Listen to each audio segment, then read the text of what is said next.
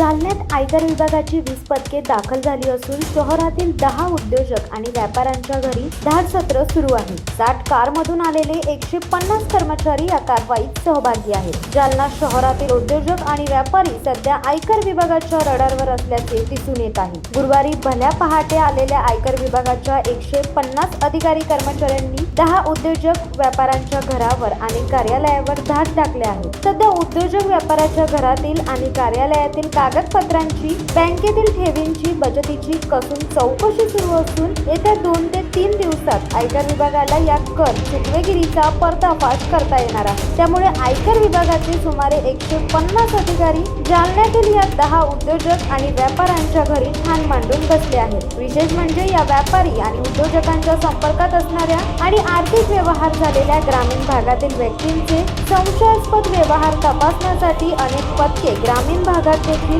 खेडोपाडी जाऊन तपास करीत असल्याचे समोर आले आहे। मात्र या कारवाईबाबत बोलण्यास आयकर विभागाच्या अधिकाऱ्यांनी नकार दिला असून येत्या काही दिवसात अधिकृत माहिती आयकर विभागाच्या संकेतस्थळावर देण्यात येणार आहे। शिवसत्ता टाइम्स न्यूज ब्युरो, जालना। धडक बेधडक वृत्त देणाऱ्या आपल्या शिवसत्ता टाइम्स न्यूज चॅनलला लाल बटन दाबून सबस्क्राईब करा आणि बेल आयकॉनला क्लिक करायला विसरू नका।